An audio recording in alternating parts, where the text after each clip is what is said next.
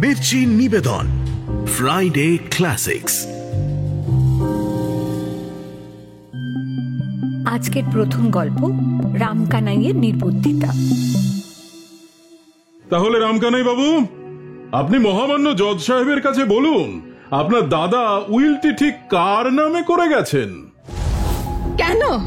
এতে নবদ্বীপের দোষ হয়েছে কি? সে তার জ্যাঠার বিষয় নেবে না? না না না না না, তুমি বড় ভালো মানুষ, তুমি কিছু বোঝো না। দাদা বললেন লেখো, ভাই অমনি লিখে দিলেন। মির্চি ফ্রাইডে ক্লাসিক্সে আজ শুনবেন রবীন্দ্রনাথ ঠাকুর রচিত গল্পগুচ্ছের একটি গল্প, রামকানাইয়ের নির্বুদ্ধিতা। এই গল্পটির রচনাকাল 1298 বঙ্গাব্দ। গল্প পাঠে আর্য জানা, প্রযোজনা ইঙ্কপট ক্রিয়েশনস। যারা বলে গুরুচরণের মারা যাওয়ার সময় তার দ্বিতীয় পক্ষের সংসার ঘরের ভিতরে বসে তাস খেলছিল, তারা বিশ্ব নিন্দুক।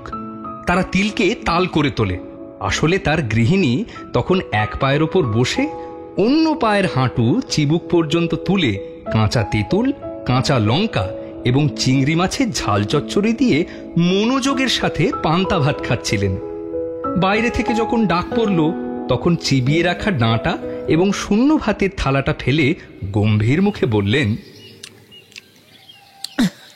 দুটো পান্তা ভাত যে মুখে দেব তারও সময় পাওয়া যায় না। এদিকে ডাক্তার যখন জবাব দিয়ে চলে গেল, তখন গুরুচরণের ভাই রামকানাই রোগীর পাশে বসে ধীরে ধীরে বললেন, দাদা, যদি তোমার উইল করবার ইচ্ছে থাকে তো বলো। গুরুচরণ আবছা গলায় বলল, আমি বলছি, তুমি লিখে নাও। রামকানাই কাগজ কলম নিয়ে প্রস্তুত হলেন। আমার স্থাবর অস্থাবর সমস্ত বিষয় সম্পত্তি আমি আমার স্ত্রী শ্রীমতী বরদা সুন্দরীকে দান করলাম। রামকানাই লিখলেন, কিন্তু লিখতে তার কলম সরছিল না। তার আশা ছিল তার একমাত্র পুত্র নবদ্বীপ তার জ্যাঠামশাইয়ের কোনো পুত্র সন্তান না থাকায় সমস্ত বিষয় সম্পত্তির অধিকারী হবে। যদিও দুই ভাইয়ের সংসার আলাদা হয়েছিল, তবু এই আশায় নবদ্বীপের মা নবদ্বীপকে কিছুতেই চাকরি করতে দেননি। রামকানাই গুরুচরণের কথা মতো লিখলেন এবং সই করবার জন্য কলমটা দাদার হাতে দিলেন। গুরুচরণ প্রায় প্রাণহীন হাতে যা সই করলেন তা শুধু আঁকাবাঁকা কয়েকটা রেখা মাত্রই। তার নাম কি সেখান থেকে বোঝা দুঃসাধ্য। পান্তা ভাত খেয়ে যখন স্ত্রী এলেন, তখন গুরুচরণের কথাবার্তা বন্ধ হয়ে গেছে দেখে তিনি কাঁদতে লাগলেন। উইলের বৃত্তান্ত শুনে নবদ্বীপের মা ছুটে এসে গোল বাঁধিয়ে দিলেন। মায়া কান্না কাঁদছে দেখো, মরণকালে বুদ্ধি নাশ হলো আর কি। এমন সোনার চাঁদ ভাইপো থাকতে। রামকানাই যদিও স্ত্রীকে অত্যন্ত শ্রদ্ধা করতেন, মানে অন্যভাবে বলতে গেলে যাকে বলা যায় ভয় করতেন, কিন্তু তিনিও থাকতে পারলেন না। ছুটে এসে বললেন, মেজ বউ, তোমার তো বুদ্ধি নাশের সময় এখনো হয়নি, তাহলে তোমার এরকম ব্যবহার কেন? দাদা না হয়ে চলে গেলেন, কিন্তু আমি তো এখনো রইলাম। তোমার যা কিছু বক্তব্য আছে পরে অবসর সময় আমাকে বলো, এখন সঠিক সময় নয়। নবদ্বীপ খবর পেয়ে যখন সেখানে এলো, ততক্ষণে তার জ্যাঠামশাই পরলোকে গেছেন। নবদ্বীপ সেই মৃত ব্যক্তিকে শাসিয়ে বলল, দেখব কে তোমায় মুখাগ্নি করে, আর তোমার শ্রাদ্ধ শান্তি যদি করি তো আমার নাম নবদ্বীপ নয়। গুরুচরণ লোকটা কিছুই মানত না। সে ডফ সাহেবের ছাত্র ছিল। শাস্ত্র মতে যেটা সবচেয়ে অখাদ্য, সেটাতেই তার বিশেষ তৃপ্তি ছিল। লোকে যদি তাকে খ্রিস্টান বলতো, সে জিভ কেটে বলতো, রাম রাম রাম, আমি যদি খ্রিস্টান হই তো এবার গো মাংস খাই। জীবিত অবস্থায় এই যার দশা, সে সদ্য মারা গিয়ে পিণ্ডনাশের আশঙ্কায় যে সামান্য বিচলিত হবে, কিন্তু এখন এছাড়া আর প্রতিশোধের অন্য কোনো পথও ছিল না। নবদ্বীপ এই ভেবে একটু সান্ত্বনা পেল যে লোকটা পরলোকে গিয়ে মরে থাকবে। যতদিন ইহলোকে থাকা যায় জ্যাঠামশাইয়ের বিষয় সম্পত্তি না পেলেও কোনো রকমে পেট চলে যায়, কিন্তু জ্যাঠামশাই যে লোকে গেছেন সেখানে ভিক্ষা করলেও পিণ্ড মেলে না। সত্যি বেঁচে থাকবার অনেক সুবিধা আছে। ওগো, আমার কি সর্বনাশ হলো গো, কি সর্বনাশ হলো। বিধবা বরদা সুন্দরী উচ্চস্বরে বিলাপ করে চলেছেন। তার সাথে দু চারজন দাসীও গলা মিলিয়েছে এবং এক প্রকার শোক সঙ্গীতে গোটা পল্লীর ঘুমের বিঘ্ন ডেকে এনেছেন। এরই মাঝে রামকানাই বরদা সুন্দরীর কাছে গিয়ে বললেন, বউ ঠাকুরানী, দাদা আপনাকেই সমস্ত বিষয় দিয়ে গেছেন। এই যে এই তার উইল, এটাকে লোহার সিন্ধুকে যত্ন করে রেখে দিন। সবকিছুর মাঝে এই কাগজের টুকরোটা আসায় এক প্রকার লয়ভঙ্গ হল। ভাবের পূর্বপর যোগ রইল না। আচ্ছা ঠাকুরপো, লেখাটা কার? তোমার বুঝি? ওগো, তেমন যত্ন করে আমাকে আর কে দেখবে? আমার দিকে কে মুখ তুলে চাইবে গো? তোর একটু থাম, মেলা চেঁচাস না, কথাটা শুনতে দে। উইল উইল, এটা সিন্ধুকে তুলে রাখুন। বেশ বেশ ঠাকুরপো। ওগো, আমি কেন আগে গেলুম না গো? আমি কেন বেঁচে রইলুম? সে আমাদের কপালের দোষ। বাড়ি ফিরে গিয়ে নবদ্বীপের মা রামকানাইকে নিয়ে পড়লেন। বোঝাই গাড়ি সমেত খাদের মধ্যে পড়ে গিয়ে হতভাগা বলদ গাড়োয়ানের কয়েকশো গুঁতো খাওয়ার পরেও যেমন নিরুপায় নিশ্চলভাবে দাঁড়িয়ে থাকে, রামকানাই তেমনি অনেকক্ষণ চুপ করে সহ্য করলেন। তারপরে কাতর গলায় বললেন, আমার অপরাধ কি? আমি তো দাদা নই। না না না না না, তুমি বড় ভালো মানুষ, তুমি কিছু বোঝো না। দাদা বললেন লেখো, ভাই অমনি লিখে দিলেন। তোমরা সবাই সমান। তুমিও সময়কালে ওই কীর্তি করবে বলে বসে আছো। আমি বলেই কোন পোড়ামুখী ডাকিনীকে ঘরে আনবে আর আমার সোনার চাঁদ নবদ্বীপকে সমুদ্রে ভাসাবে, কিন্তু সেজন্য ভেবো না আমি শিগগিরই মরছি নে। নবদ্বীপের মা ফোঁস করে উঠলেন। রামকানাই নিশ্চিত জানতেন, যদি তিনি এইসব উৎকট কাল্পনিক আশঙ্কা নিবারণের উদ্দেশ্যে এর তিলমাত্র প্রতিবাদ করেন তবে হিতে বিপরীত হবে। এই ভয়ে তিনি অপরাধীর মতো চুপ করে রইলেন, যেন কাজটা তিনি করেই ফেলেছেন, যেন তিনি সোনার নবদ্বীপকে বিষয় থেকে বঞ্চিত করে তার ভাবী দ্বিতীয় পক্ষকে সমস্ত কিছু লিখে দিয়ে মরে বসে আছেন। এখন অপরাধ স্বীকার করা ছাড়া কোনো গতি নেই।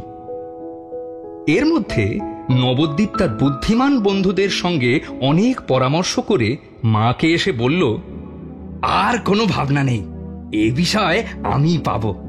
শুধু কিছুদিনের জন্য বাবাকে এখান থেকে সরাতে হবে।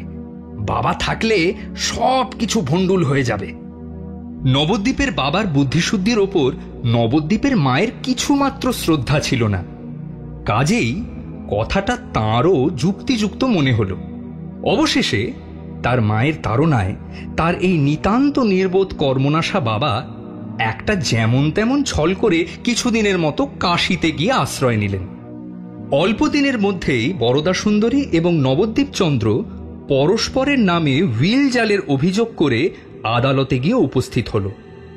নবদ্বীপ তার নিজের নামে যে উইলটি বের করেছে তার নাম সই দেখলে গুরুচরণের হস্তাক্ষর স্পষ্ট প্রমাণ হয়। উইলের দু একজন নিঃস্বার্থ সাক্ষীও পাওয়া গেছে। বরদা সুন্দরীর পক্ষে নবদ্বীপের বাপ একমাত্র সাক্ষী এবং তার উইলের সই কারও বোঝবার সাধ্য নেই। তার এক মামাতো ভাই ছিল, সে বলল, দিদি তুমি কিছু ভেবো না, আমি সাক্ষী দেব এবং তোমার হয়ে আরো সাক্ষী জোটাবো। ব্যাপারটা যখন সম্পূর্ণ পেকে উঠল তখন নবদ্বীপের মা নবদ্বীপের বাপকে কাশী থেকে ডেকে পাঠালেন। স্ত্রীর অনুগত ভদ্রলোকটি ব্যাগ ও ছাতা হাতে যথাসময়ে এসে উপস্থিত হলেন। এমনকি কিঞ্চিত রসালাপ করবারও চেষ্টা করলেন। হাত জোর করে হাসি মুখে বললেন, গোলাম হাজির, এখন মহারানীর কি অনুমতি হয়? তার গৃহিণী তখন মাথা নেড়ে বললেন, নাও নাও, আর রঙ্গ করতে হবে না। এতদিন ছুতো করে কাশিতে কাটিয়ে এলেন, একদিনের জন্য তো মনে পড়েনি। এইভাবে দুজনে অনেকক্ষণ ধরে পরস্পরের নামে আদরের অভিযোগ আনতে লাগলেন। অবশেষে এই নালিশ ব্যক্তিকে ছাড়িয়ে জাতিতে গিয়ে পৌঁছল। পুরুষ মানুষের ভালোবাসা হলো মুসলমানের মুরগি পোষার মতো। আর রমণীর মুখে মধু, হৃদয়ে খুর। যদিও রমণীর এই মৌখিক মধুরতার পরিচয় নবদ্বীপের বাপ কবে পেলেন তা বলা শক্ত। এরই মধ্যে হঠাৎ একদিন রামকানাই আদালত থেকে এক সাক্ষীর হাজির হওয়ার নির্দেশনামা পেলেন।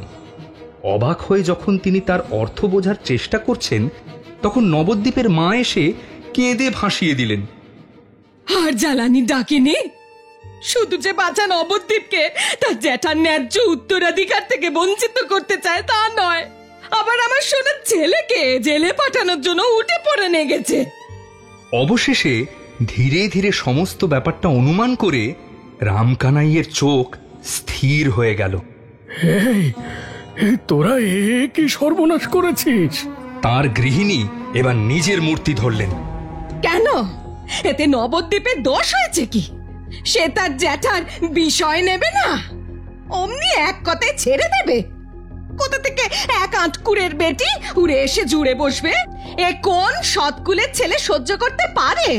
মানছি মানছি, মরণকালে ওই ডাকিনীর মন্ত্র বলে জ্যাঠামশাইয়ের বুদ্ধিভ্রম হয়েছিল, কিন্তু এখন তার নিজের ভাইপো যদি নিজে হাতে জ্যাঠামশাইয়ের সেই ভুল সংশোধন করে দেয়, তাতে কি এমন অন্যায় কাজ হয়? হতবুদ্ধি রামকানাই যখন দেখলেন তার স্ত্রী পুত্র মিলে কখনো বা তর্জন গর্জন, কখনো বা কান্নাকাটি করতে শুরু করেছে, তখন কপালে হাত চাপড়ে চুপ করে বসে রইলেন। খাওয়া দাওয়া ত্যাগ করলেন, জল পর্যন্ত স্পর্শ করলেন না। এভাবে দুদিন চুপচাপ অনাহারে কেটে গেল। মোকদ্দমার দিন উপস্থিত হল। ইতিমধ্যে নবদ্বীপ বরদা সুন্দরীর মামাতো ভাইকে ভয় এবং প্রলোভন দেখিয়ে এমনই বশ করে নিয়েছে যে সে অনায়াসে নবদ্বীপের পক্ষে সাক্ষী দিল। বরদা সুন্দরী যখন মামলা প্রায় হারতে বসেছেন, তখন রামকানাইয়ের ডাক পড়ল। রামকানাই তার কাঁপা কাঁপা হাতের আঙুলগুলো দিয়ে সাক্ষ্য মঞ্চের কাঠগোড়া চেপে ধরলেন। চতুর ব্যারিস্টার অত্যন্ত কৌশলে কথা বের করবার জন্য জেরা করতে আরম্ভ করলেন। তাহলে রামকানাই বাবু, আপনি মহামান্য জজ সাহেবের কাছে বলুন, আপনার দাদা উইলটি ঠিক কার নামে করে গেছেন? রামকানাই জজের দিকে ফিরে জোরহাত করে বললেন, আমি বৃদ্ধ, অত্যন্ত দুর্বল, অধিক কথা বলবার সামর্থ্য নাই। আমার যা বলবার সংক্ষেপে বলি। আমার দাদা স্বর্গীয় গুরুচরণ চক্রবর্তী মারা যাওয়ার সময় তার সমস্ত বিষয় সম্পত্তি তার স্ত্রী শ্রীমতী বরদা সুন্দরীকে উইল করে দিয়ে যান।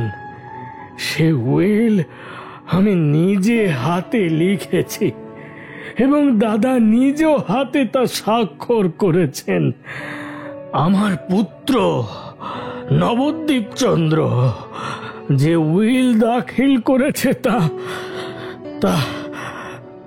মিথ্যা, মিথ্যা হুজুর, মিথ্যা।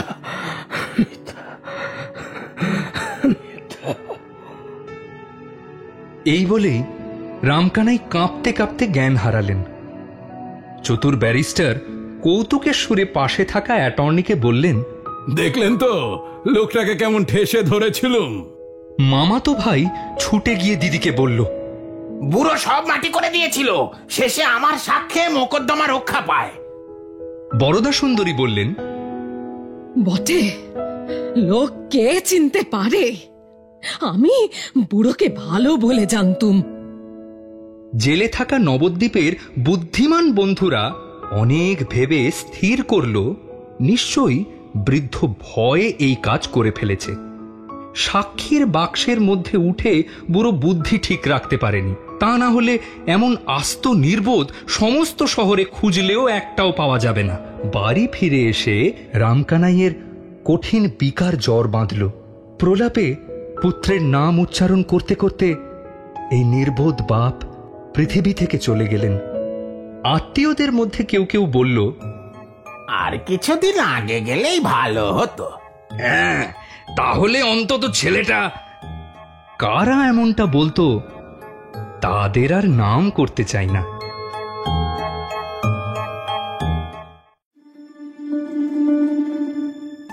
এতক্ষণ শুনছিলেন মির্চি ফ্রাইডে ক্লাসিক্সে রবীন্দ্রনাথ ঠাকুর রচিত গল্প রামকানাইয়ের নির্বুদ্ধিতা। গল্প পাঠে আর্য জানা।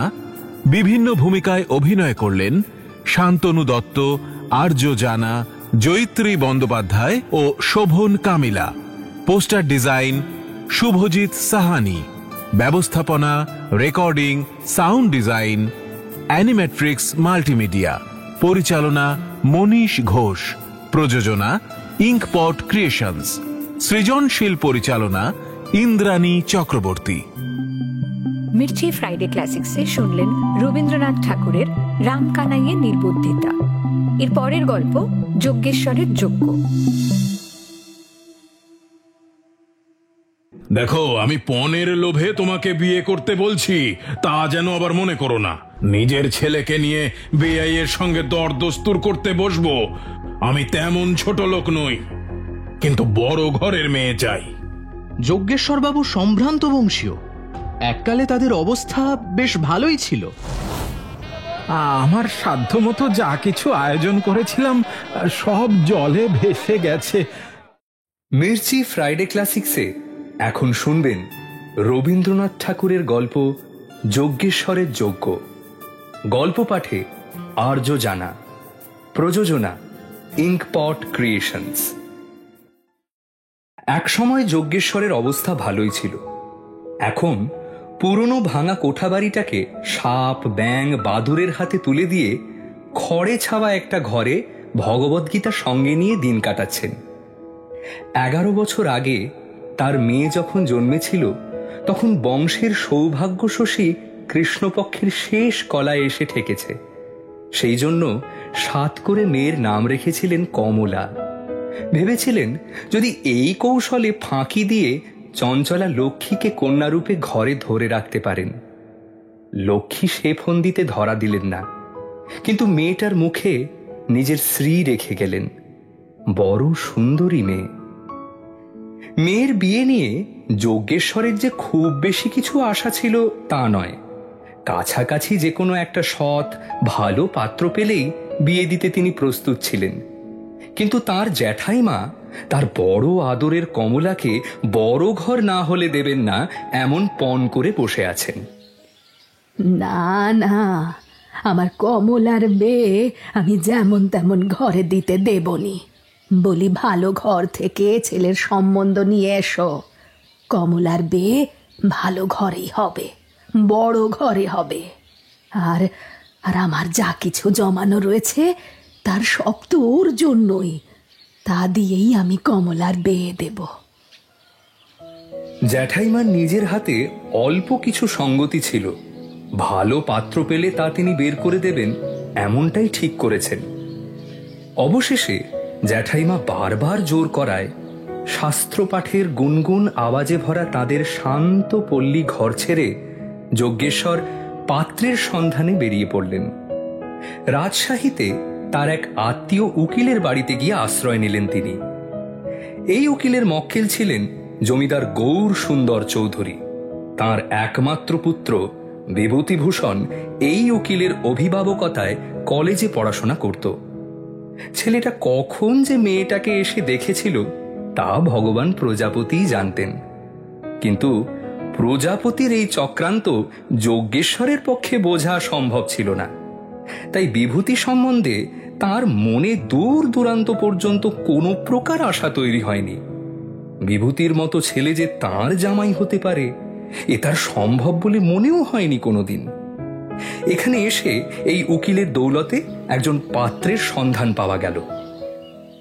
আপনার জন্য একখানা খবর আছে। না মানে আমার সব জানাশোনাই রয়েছে। এবার আপনার ইচ্ছে মেয়ে দেবেন কিন্তু উকিল বাবু, কোথাকার পাত্র কিছু? নিশ্চয়ই নিশ্চয়ই, অত কিন্তু কিন্তু করছেন কেন? আপনার মেয়ে, আপনাকে তো সবটা জেনে নিতেই হবে। তা দেখুন, ছেলের বিদ্যে বুদ্ধি তেমন কিছু না, ৫টাশো কিছু নেই। তবে সে কালেক্টরিতে ৩,২৭৫ টাকা খাজনা দিয়ে থাকে। তা আপনি বললে কথা পেরে দেখতে পারি। নিরীহ যজ্ঞেশ্বরের অল্প আশা, অল্প সাহস, তিনি না করলেন না। পাত্রের দল একদিন এসে মেয়েকে পছন্দ করে ক্ষীরের ছাঁচ, নারকেলের মিষ্টি ও নাটোরের কাঁচা গোল্লা খাইয়ে গেল। বিভূতি তার কিছুক্ষণ পরে এসেই সব খবর শুনল। যজ্ঞেশ্বর মনের আনন্দে তাকেও কাঁচা গোল্লা খাওয়াতে উদ্যত হলেন। এই নাও বাবা, একটা মিষ্টি খাও, আজ আমার বড় আনন্দের দিন, বড় খুশির দিন। না না, কি করছেন? আমি খেতে পারবো না, আজ একেবারে খিদে নেই। বিভূতি কিছুই খেল না, কারো সাথে ভালো করে কথা বলল না পর্যন্ত। সে বাড়ি ফিরে গেল। সেই দিনই সন্ধেবেলায় উকিলবাবু বিভূতির কাছ থেকে একটা চিঠি পেলেন।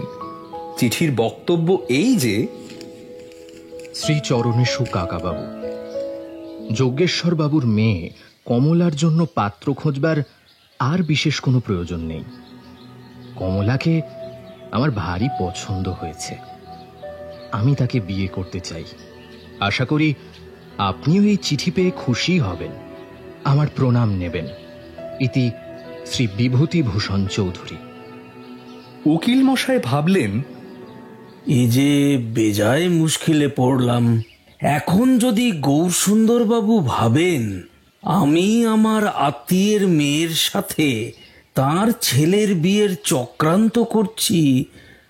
উকিল মশাই অত্যন্ত ব্যস্ত হয়ে যজ্ঞেশ্বরকে দেশে পাঠালেন এবং বিয়ের দিন যতটা সম্ভব এগিয়ে নিয়ে এলেন।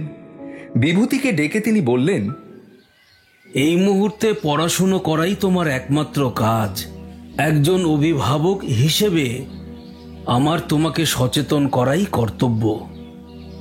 পড়াশুনো ছাড়া আর কোনো দিকে মন না দেওয়াই সঠিক হবে তোমার জন্য। অভিভাবকের এই উপদেশ শুনে বিভূতির জেদ ৪ গুণ বেড়ে গেল। বিয়ের তোড়জোড় চলছে। এমন সময় একদিন যজ্ঞেশ্বরের খড়ের ছাউনি দেওয়া ঘরে বিভূতিভূষণ স্বয়ং এসে উপস্থিত হল। যজ্ঞেশ্বর ব্যস্ত হয়ে উঠলেন। আরে এসো বাবা, এসো এসো এসো। কিন্তু কোথায় বসতে দেবেন, কি খাওয়াবেন, কিছুই ভেবে পেলেন না। এখানে আর নাটোরের কাঁচা গোল্লা কোথায়? বিভূতিভূষণ যখন স্নান করতে যাওয়ার আগে রকে বসে তেল মাখছে, তখন জ্যাঠাইমা তার গৌরবর্ণ শরীর দেখে মুগ্ধ হলেন। তিনি যজ্ঞেশ্বরকে ডেকে বললেন, এই ছেলের সঙ্গে আমাদের কমলের বিয়ে হয় নাকি? ভীরু যজ্ঞেশ্বর চোখ বড় বড় করে বললেন, না না, সে কি করে হয়? কেন হয় না? চেষ্টা করলেই হয়। এই বলে তিনি বাথান পাড়ার গোয়ালাদের ঘর থেকে ভালো ছানা ও ক্ষীর এনে নানান আকার ও আয়তনের মোদক তৈরি করতে লাগলেন। স্নান খাওয়ার পর বিভূতিভূষণ অত্যন্ত লজ্জায় সসংকোচে নিজের বিয়ের প্রস্তাব দিল। যজ্ঞেশ্বর বাবু, আপনার মেয়ে কমলাকে আমার খুব পছন্দ, আমি তাকে বিয়ে করতে চাই। যজ্ঞেশ্বর আনন্দে ব্যাকুল হয়ে উঠলেন। কি কি বলছো তুমি বাবা? এ যে আমাদের পরম সৌভাগ্য। আনন্দে আত্মহারা হয়ে যজ্ঞেশ্বর জ্যাঠাইমাকে সুসংবাদ দিলেন। জ্যাঠাইমা যদিও শান্তই রইলেন, বললেন, তা বেশ হয়েছে বাপু, কিন্তু কিন্তু তুমি একটু ঠান্ডা হও। তার পক্ষে এটা কিছুই আশাতীত নয়। যদি কমলার জন্য একদিক থেকে কাবুলের আমির ও অন্যদিক থেকে চীনের সম্রাট তাঁর দ্বারস্থ হতো, তাতেও তিনি আশ্চর্য হতেন না। যজ্ঞেশ্বর বিভূতিভূষণের হাত ধরে বললেন, দেখো বাবা, আমার সকল দিক যেন নষ্ট না হয়। গৌরসুন্দর নিজে নিরক্ষর ছিলেন বলে শিক্ষিত ছেলেকে মনে মনে বিশেষ খাতির করতেন। তার কোনো আচরণে বা মতে পাছে তার ছেলের কাছে সুশিক্ষা বা শিষ্টতার অভাব ধরা পড়ে, এই সংকোচ তিনি দূর করতে পারতেন না। তার একমাত্র পুত্র তার নিজের প্রাণের চেয়েও বেশি প্রিয়, কাজেই সে যেন বাপকে মনে মনে ধিক্কার না দেয়, যেন অশিক্ষিত বাপের জন্য তাকে লজ্জিত না হতে হয়, এ চেষ্টা তার সর্বদা ছিল। কিন্তু তবু যখন তিনি শুনলেন বিভূতি এক দরিদ্র মেয়েকে বিয়ে করতে প্রস্তুত, তখন প্রথমটায় তার রাগ প্রকাশ পেল। না না না না না, এই কাজটা তুমি মোটেই ঠিক করনি। তোমার মতো শিক্ষিত একজন ছেলের কাছ থেকে এমন আচরণ আমি কোনোদিনও আশা করিনি। বিভূতি মাথা নিচু করে চুপ করে রইল।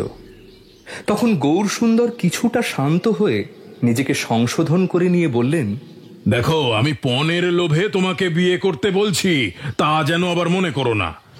নিজের ছেলেকে নিয়ে বেআইয়ের সঙ্গে দরদস্তুর করতে বসবো, আমি তেমন ছোট লোক নই, কিন্তু বড় ঘরের মেয়ে চাই। যজ্ঞেশ্বরবাবু সম্ভ্রান্ত বংশীয়, এককালে তাদের অবস্থা বেশ ভালোই ছিল। সম্প্রতি ওনারা শক্তি হারিয়েছেন, কাজেই ওনাদের একেবারে কম কিছু ভাবাটাও যুক্তিযুক্ত নয় বলে আমি মনে করি। বেশ, তোমার যদি তাই ইচ্ছে হয় তবে তাই হোক।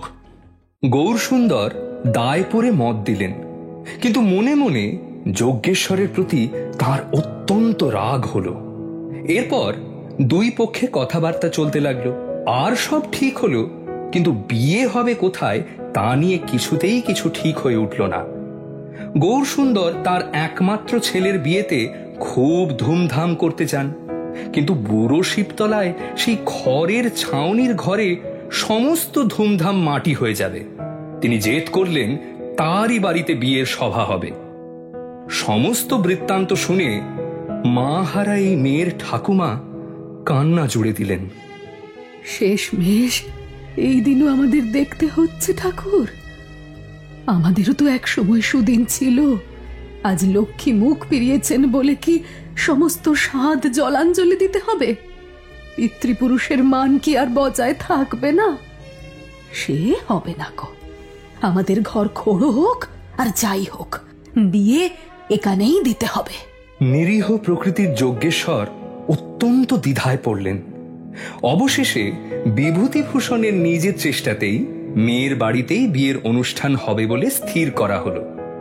কিন্তু এতে গৌরসুন্দর এবং তার দলবল কন্যাকর্তার ওপর আরও চটে গেলেন।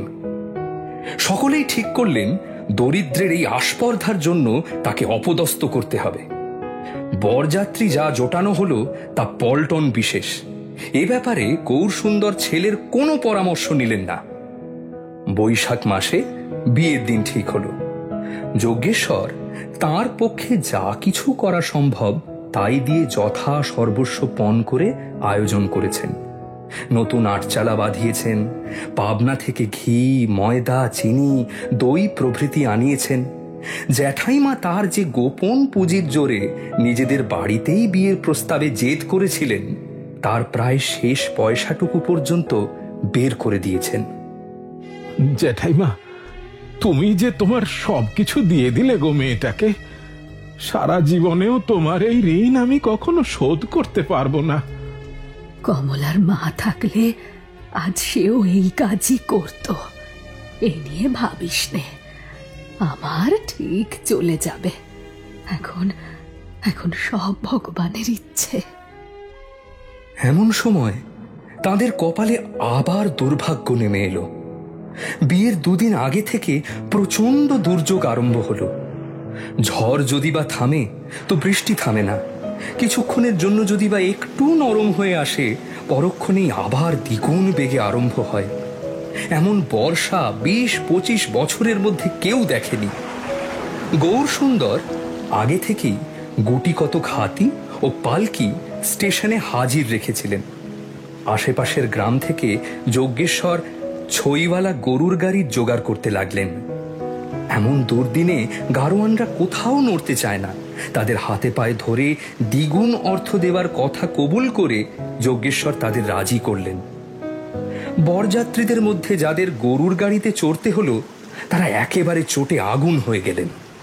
আহা হা হা হা, কে খাসা ব্যবস্থা দেখুন।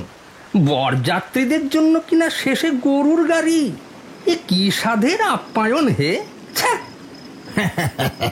তা যা বলেছেন, উনি আবার নাকি এককালের সম্ভ্রান্ত। এমন খোড়ো ঘর দেখে বিয়ে দিলে আর কি বা আশা করা যায়? যা বলেছ, তা জমিদার বাবু যে এই বিয়েতে কি করে সায় দিলেন তা বুঝি না। শেষমেশ এইভাবে এসে মান খোয়ালুম, গরুর গাড়ি চড়ে। গ্রামের পথে জল দাঁড়িয়ে গেছে, হাতির পা বসে যায়, গাড়ির চাকা ঠেলে তোলাও দায় হলো। তখনও বৃষ্টির একটুও বিরাম নেই। বরযাত্রীগণ ভিজে কাদা মেখে এই দুর্ভোগের প্রতিশোধ কন্যাকর্তার ওপর তুলবে বলে মনে মনে ঠিক করে রাখলেন। হতভাগা যজ্ঞেশ্বরকে এই অসাময়িক বৃষ্টির জন্য জবাবদিহি করতেই হবে। বর সমেত সমস্ত দলবল কন্যাকর্তার কুটিরে এসে পৌঁছলেন। আসুন আসুন আসুন, আপনারা ভিতরে আসুন, ভিতরে আসুন। জানি এই বাদলায় আপনাদের আসতে অনেক অসুবিধা হয়েছে। আসুন আসুন আসুন, এইদিকে এইদিকে এইদিকে এই দিক দিয়ে আসুন। এই কে আছিস রে, একটু এদিকে আয়, ওনাদের একটু বসবার জায়গাটা গুছিয়ে দে। ওই অভাবনীয় লোক সমাগম দেখে গৃহস্বামীর বুক দমে গেল। ব্যাকুল যজ্ঞেশ্বর কাকে কোথায় বসাবেন ভেবে পান না। কপালে হাত ঠুকে বারবার বলতে থাকেন, বড় কষ্ট দিলাম আপনাদের, বড় কষ্ট দিলাম। আসুন আসুন। যে আটচালা বানিয়েছিলেন তার চারদিক থেকে জল পড়ছে। বৈশাখ মাসে যে এমন বৃষ্টি আসবে তা তো তিনি স্বপ্নেও আশঙ্কা করেননি। গণ্ডক গ্রামের ভদ্র অভদ্র সমস্ত লোকই যজ্ঞেশ্বরকে সাহায্য করতে উপস্থিত হলো। ফলে তার বাড়ির ভেতরকার ছোট সরু এলাকাটা আরো ছোট এবং ঘিঞ্জি হয়ে দাঁড়ালো। বৃষ্টির জোরালো আওয়াজের ওপর তাদের হইহট্টগোল যোগ হয়ে একটা সমুদ্র মন্থনের মতন গোলমালের সৃষ্টি হলো। গ্রামের বৃদ্ধগণ ধনী অতিথিদের সম্মান রক্ষার উপযুক্ত উপায় না পেয়ে যাকে তাকে বারবার করে হাত জোর করে বিনয় প্রদর্শন করে বেড়াতে লাগলেন। বরকে যখন বাড়ির ভেতরে নিয়ে যাওয়া হলো, তখন বরযাত্রীর দল তাদের খাবার বন্দোবস্ত করবার জন্য রেগে চিৎকার শুরু করল। তখন মুখ ফ্যাকাশে করে যজ্ঞেশ্বর গলায় কাপড় দিয়ে সকলকে বললেন, আমার সাধ্যমতো যা কিছু আয়োজন করেছিলাম সব জলে ভেসে গেছে। বেশ কিছু নষ্ট হয়েছে পাবনা থেকে আসবার সময় পথের মধ্যেই, আবার কিছু ওই রান্নার সময় গলে গিয়ে উনুন একেবারে নিভে একাকার হয়ে গেছে। এখন এই অবস্থায় হঠাৎ করে উপযুক্ত পরিমাণে খাবার দাবারের যোগান দিতে পারে আমাদের এই বুড়ো শিবতলা তেমন গ্রামই নয়। গৌরসুন্দর যজ্ঞেশ্বরের এই দুর্গতি দেখে বেশ খুশি হলেন। বললেন, এতগুলো মানুষকে তো আর অনাহারে রাখা যায় না, কিছু তো উপায় করতে হবে। বরযাত্রীগণ ক্ষেপে উঠে মহা হাঙ্গামা করতে লাগলো। আমরা স্টেশনে গিয়ে ট্রেন ধরেই এখনই বাড়ি ফিরে যাব। হ্যাঁ হ্যাঁ, তাই চলো তো সবাই, এখানে দাঁড়িয়ে আর কোনো লাভ নেই বাবু, চলো চলো। যজ্ঞেশ্বর হাত জোর করে বললেন, না না, আপনারা এমন বলবেন না, একেবারে উপবাস নয়। আপনারা দয়া করে বসুন। শিবতলার ছানা বিখ্যাত, সেখান থেকে বেশ কিছু পরিমাণে ছানার কদমা সংগ্রহ করা আছে। দয়া করে আপনারা আসুন আমার সঙ্গে। আমার বুকের মধ্যে যে কি হচ্ছে তা একমাত্র ঈশ্বরই জানেন। দয়া করুন, আপনারা দয়া করুন। যজ্ঞেশ্বরের এই দুর্গতি দেখে বাথান পাড়ার গোয়ালারা বলেছিল, ভয় কি ঠাকুর, ছানা যিনি যত খেতে পারেন খান, আমরা ঠিক যোগান দিয়ে দেব। হ্যাঁ ঠাকুর, আপনি চিন্তা করবেন না, আপনার মান আমরা খইতে দেব না। বিদেশের বরযাত্রীগণ না খেয়ে ফিরলে শিবতলা গ্রামের অপমান, সেই অপমান ঠেকাবার জন্য গোয়ালারা প্রচুর ছানার বন্দোবস্ত করেছে। বরযাত্রীগণ পরামর্শ করে জিজ্ঞাসা করল, তা যতটা প্রয়োজন ততটা ছানা জোগাতে পারবে তো? যজ্ঞেশ্বর বলল, তা পারবো। তা বেশ, তবে আনো। বরযাত্রীগণ বসে পড়ল। কিন্তু গৌর সুন্দর বসলেন না। তিনি চুপ করে একপাশে দাঁড়িয়ে মজা দেখতে লাগলেন। যেখানে খাওয়ার ব্যবস্থা করা হলো তার চারদিকেই পুকুর ভরে উঠে জল কাদায় সব একাকার হয়ে গেছে। যজ্ঞেশ্বর যেই পাতে ছানা দিয়ে যেতে লাগলেন, সেই মুহূর্তেই বরযাত্রীগণ তা কাঁধ ডিঙিয়ে পিছনের কাদার মধ্যে টপ টপ করে ফেলে দিতে লাগলো। নিরুপায় যজ্ঞেশ্বরের চোখ জলে ভেসে গেল। বারবার সকলের কাছে এসে জোরহাট করতে লাগলেন, বললেন, আপনারা এমন করবেন না। আমি একজন সামান্য ব্যক্তি, আপনাদের নির্যাতনের যোগ্য আমি নই। একজন শুকনো হাসি হেসে উত্তর দিল, মেয়ের বাপ তো বটে, সে অপরাধ যায় কোথায়? যজ্ঞেশ্বরের নিজের গ্রামের বৃদ্ধগণও বারবার ধিক্কার করে তাকে বলতে লাগলেন, তোমার যেমন অবস্থা সেই মতো ঘরে কন্যাদান করলেই তো এ দুর্গতি তোমাকে দেখতে হতো না বাপু। এদিকে বাড়ির ভেতর মহলে মেয়ের ঠাকুমা অকল্যাণ হবে জেনেও চোখের জল আটকাতে পারলেন না। ঠাকুমাকে এভাবে কাঁদতে দেখে মেয়ের চোখ দিয়েও জল পড়তে লাগলো। যজ্ঞেশ্বরের জ্যাঠাইমা এসে বিভূতিকে বললেন, ভাই, অপরাধ যা হবার তা তো হয়েই গেছে, এখন মাপ করো, আজকের মতো শুভ কাজ সম্পন্ন হতে দাও। এদিকে ছানার অন্যায় অপব্যয় দেখে গোয়ালার দল রেগে গিয়ে হাঙ্গামা করতে প্রস্তুত হয়েছে। পাছে বরযাত্রীদের সাথে তাদের একটা বিবাদ বেঁধে যায়, এই আশঙ্কায় যজ্ঞেশ্বর তাদের ঠান্ডা করবার জন্য নানা উপায় চেষ্টা করতে লাগলেন। এমন সময় ভোজনশালায় এই অসময় বর এসে উপস্থিত হলো। বরযাত্রীরা ভাবল বর হয়তো রাগ করে বাড়ির ভিতর থেকে বের হয়ে এসেছেন। এতে তাদের উৎসাহ বেড়ে উঠল। বিভূতি চাপা গলায় বলল, বাবা, আমাদের কিরকম ব্যবহার! ছি ছি ছি, আপনারা এভাবে খাবারগুলো নষ্ট করছেন। বাবা, তুমি কিছু বলছো না কেন? বারণ করো ওদের। এই দুর্ব্যবহার কি আমাদের থেকে আশা করা যায়? তা কেনই বা আশা করতে পারছো না বিভূতি? তুমি কি ভেবেছ আমি কিছু বুঝি না? এরা সব এক একটা ঠগ। তোমার সরল মনের সুবিধে নিয়ে তোমাকে ভুলিয়েছে, তাও আমি কিছু বলিনি। আমি তোমার সিদ্ধান্তকে সমর্থন করেছি, কিন্তু আজ এইভাবে আমাদেরকে ডেকে এনে অপমান করবার অধিকার ওনাদের কেউ দেয়নি। তুমি বোধহয় ভুলে গেছো আমি জমিদার গৌর সুন্দর চৌধুরী। তুমি আমার একমাত্র পুত্র। গাঁ শুদ্ধ লোকের সামনে আমার এই অপমান! না না না, ও তুমি যাই মনে করো না কেন, আমি এদের কখনোই ক্ষমা করব না। অহেতুক রাগ করো না বাবা। কেউ জেনে শুনে এই পরিস্থিতি তৈরি করেনি, তা তুমিও জানো, আমিও জানি, আর এখানে উপস্থিত আর সকলেই জানেন। এই ঘোর বাদলায় অনেক খাবার নষ্ট হয়ে গেছে, চারিদিক জলে ভেসে গেছে। এমন দিনেই তো মানুষ হয়ে মানুষের পাশে থাকতে হয়। সম্বন্ধের জোরে সব কমতিগুলোকে ঢেকে দিতে হয়। এটাই তো সঠিকভাবে বাঁচার নিয়ম। কিন্তু তাই বলে না না, আর কোনো কিন্তু না বাবা। এই আত্ম অভিমান তোমাদের ছাড়তেই হবে। মনে করো না, নতুন বন্ধনের মহাযজ্ঞে এই অভিমানকেই তোমরা আহুতি দিলে। কথাটা শেষ করেই একটা ছানার থালা নিয়ে সে নিজে হাতে পরিবেশন করতে এগিয়ে এলো এবং গোয়ালাদের উদ্দেশ্যে বলল, তোমরা পেছনেই দাঁড়াও। কারোর ছানা যদি পাঁকে পড়ে তো সেগুলো আবার পাতে তুলে দিতে হবে। গৌর সুন্দরের মুখের দিকে চেয়ে দু একজন উঠে যাবে কিনা এই ভেবে ইতস্তত করছিল। বিভূতি বলল, বাবা, তুমিও বসে যাও, অনেক রাত হয়েছে। গৌর সুন্দর ছেলের কথা শুনে বসে পড়লেন। এখন ছানা যেখানে পৌঁছবার সেখানেই পৌঁছতে লাগলো। যজ্ঞেশ্বর বিস্মিত হয়ে তাকিয়ে রইলেন বিভূতির দিকে।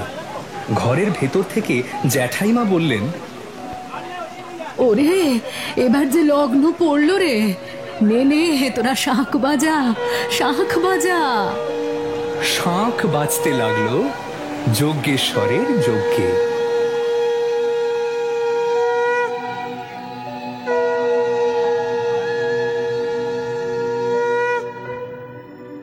মির্চি ফ্রাইডে ক্লাসিক্সে এতক্ষণ শুনছিলেন রবীন্দ্রনাথ ঠাকুরের গল্প যজ্ঞেশ্বরের যজ্ঞ।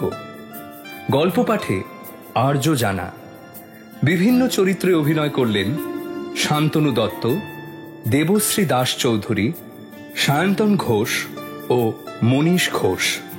Poster design Subhajit Sahani, recording, ব্যবস্থাপনা ও সাউন্ড ডিজাইন অ্যানিম্যাট্রিক্স মাল্টিমিডিয়া, পরিচালনায় মনীষ ঘোষ, প্রযোজনা ইঙ্কপট ক্রিয়েশনস, সৃজনশীল পরিচালনা ইন্দ্রাণী চক্রবর্তী। মির্চি ফ্রাইডে ক্লাসিক্সে শুনলেন রবীন্দ্রনাথ ঠাকুরের যজ্ঞেশ্বরের যজ্ঞ। এর পরের গল্প বদনাম। মদ্যপান, ধূমপান ও মাদক সেবন স্বাস্থ্যের পক্ষে ক্ষতিকর। সর্বনাশ! তাহলে সেই যে মেয়েটির গুজব শোনা যাচ্ছে, সে দেখি আমার আপন ঘরেরই ভিতরকার। ওই দেখো, কুকুরটা চেঁচিয়ে মরছে। দাঁড়াও দেখি, তাকে আগে খাইয়ে ঠান্ডা করে আসি। তোমার মুখে ওরকম কথা আমি ঢের শুনেছি, তারপরে দেখেছি সংসার যেমন চলে তেমনি চলছে। মাঝে মাঝে মন খোলসা করা দরকার। যাই হোক না কেন, আমি জানি আমি যাই করি শেষ পর্যন্ত তুমি আমাকে ক্ষমা করবেই। মির্চি ফ্রাইডে ক্লাসিক্সে আজ শুনবেন রবীন্দ্রনাথ ঠাকুরের লেখা ছোট গল্প বদনাম। গল্পটি প্রকাশিত হয় 21শে জুন 1941 খ্রিস্টাব্দে। গল্প পাঠে আর্য জানা, প্রযোজনা ইঙ্কপট ক্রিয়েশনস। বন্দে মাতরম, বন্দে মাতরম। তখন দেশ জুড়ে চলছে স্বদেশী আন্দোলন, ব্রিটিশ বিরোধী স্বাধীনতা সংগ্রামের এক নতুন মোড়। দিকে দিকে গর্জে উঠছে নতুন স্বর, স্বাধীন হওয়ার নতুন নতুন আবাহনী চিৎকার। মেয়েরাও সেই লড়াইয়ে পিছিয়ে নেই, নানা ভূমিকায় তারাও হয়ে উঠেছে এই সংগ্রামের অংশীদার। ব্রিটিশ সরকার এই সমস্ত প্রতিহত করবার প্রচেষ্টায় কোনো প্রকার ত্রুটি রাখেনি। মোতায়েন করেছেন পুলিশ বাহিনী, তাতে অবশ্য বেশিরভাগটাই দেশীয় কর্মী। যেমন রয়েছেন ইন্সপেক্টর বিজয় বাবু। তিনি অনিল মিত্র নামে কোনো এক স্বদেশীর পিছনে ধাওয়া করে চলেছেন বেশ কিছুকাল যাবত, কিন্তু এখনো পর্যন্ত কিছু সুবিধা করে উঠতে পারেননি। ক্রিং ক্রিং ক্রিং সাইকেলের আওয়াজ। সদর দরজার কাছে লাফ দিয়ে নেমে পড়লেন ইন্সপেক্টর বিজয় বাবু। গায়ে ছাঁটা কুর্তা, কোমরে কোমর বন্ধ, হাফ প্যাপসেরা, চলনে কেজো লোকের দাপট। দরজার কড়া নাড়া দিতেই তার গিন্নি সৌদামিনী এসে দরজা খুলে দিলেন। ইন্সপেক্টর ঘরে ঢুকতে না ঢুকতেই গিন্নি ঝংকার দিয়ে উঠলেন। এমন করে তো আর পারি নে, রাত্রির পর রাত্রির খাবার আগলে রাখি। তুমি কত চোর ডাকাত ধরলে, সাধু সজ্জনও বাদ গেল না। আর ওই একটা লোক অনিল মিত্রের পিছন পিছন তাড়া করে বেড়াচ্ছ। সে থেকে থেকে তোমার সামনে এসে নাকের ওপর বুড়ো আঙ্গুল নাড়া দিয়ে কোথায় দৌড় মারে তার ঠিকানা নেই। দেশ শুদ্ধ লোক তোমার এই দশা দেখে হেসে খুন, এ যেন সার্কাসের খেলা হচ্ছে। ইন্সপেক্টর বললেন, হ্যাঁ, আমার উপরে ওর নেক নজর আছে কি ভাগ্যিস। ও বেলে খালাস আসামি বটে, তবু পুলিশে না রিপোর্ট করে কোথাও যাওয়ার হুকুম নেই। তাই তো আমাকে সেদিন চিঠিতে জানিয়ে গেল। ইন্সপেক্টর বাবু, ভয় পাবেন না, সভার কাজ সেরেই আমি ফিরে আসছি। তা কোথায় সভা তার কোনো সন্ধান নেই। পুলিশে ও যেন ভেল কি খেলছে। শোনো তবে, আজ রাত্রিরের খবর দি, শুনলে তোমার তাক লেগে যাবে। লোকটার কি আস্পর্ধা, কি বুকের পাটা। রাত্রির তখন 2টো, আমি তোমার খাবার আগলে বসে আছি, একটু ঝিমু নিয়ে এসেছে। হঠাৎ চমকে দেখি সেই তোমাদের অনিল ডাকাত। আমাকে প্রণাম করে বলল, দিদি, আজ ভাই ফোঁটার দিন, মনে আছে? ফোঁটা নিতে এসেছি। আমার আপন দিদি এখন চট্টগ্রামে কি সব চক্রান্ত করছে, কিন্তু ফোঁটা আমি চাই, ছাড়বো না। এই বসলুম। তোমাকে একটা সত্যি কথা বলবো? আমার খুব স্নেহ হলো তাকে দেখে। মনে হলো এক রাত্রির জন্য আমি ভাইকে পেয়েছি। দিদি, আজ 3 দিন কোনো মতে আধ পেটা খেয়ে বনে জঙ্গলে ঘুরেছি। আজ তোমার হাতের ফোঁটা তোমার হাতের ভাত খেয়ে আবার আমি উধাও হব। তোমার জন্য যে ভাত বাড়া ছিল তাই আমি তাকে আদর করে খাওয়ালুম। বললুম এই বেলা তুমি পালাও, তার আসবার সময় হয়েছে। কোনো ভয় নেই, তিনি আমারই সন্ধানে চিতল বেড়ে গেছেন। ফিরতে অন্তত 3টে বাজবে। আমি রয়ে বসে তোমার পায়ের ধুলো নিয়ে যেতে পারবো। এই বলে তোমারই জন্য সাজা পান টপ করে মুখে তুলে নিল সে। তারপর বলল কি না, ইন্সপেক্টর বাবু হাভানা চুরুট খেয়ে থাকেন, তারই একটা আমাকে দাও। আমি খেতে খেতে যাব যেখানে আমার দলের সব লোক আছে। তারা আজ সভা করবে।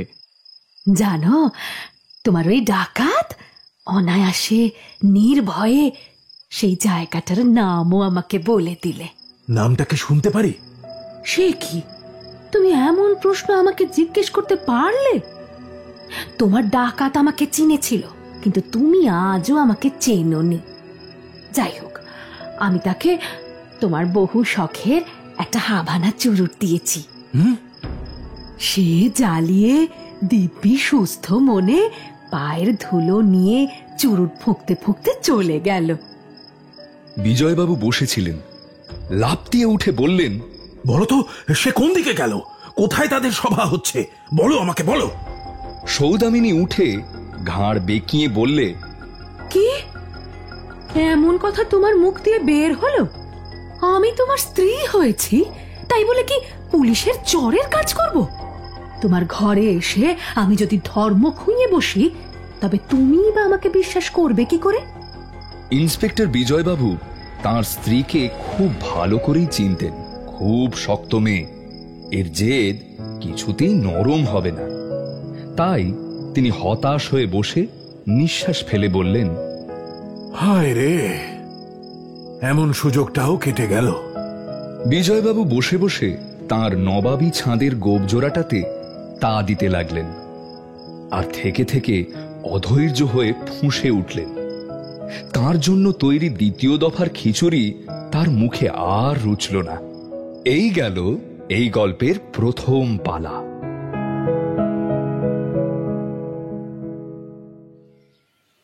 সৌদামিনী স্বামীকে বলল, কি গো, তুমি যে নাচানাচি জুড়ে দিয়েছ, আজ তোমার মাটিতে পা পড়ছে না? ডিস্ট্রিক্ট পুলিশের সুপারিনটেন্ডেন্টের নাগাল পেয়েছো নাকি? পেয়েছি বই কি, পেয়েছি। কি রকম শুনে?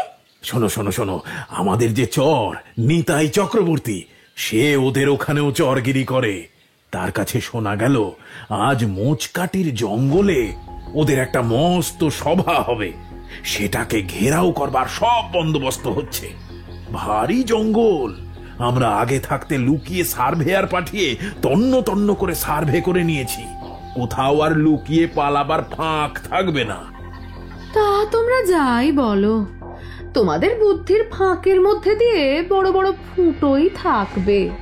অনেকবার তো লোক হাসিয়েছ, আর কেন, এবারে ক্ষান্ত দাও।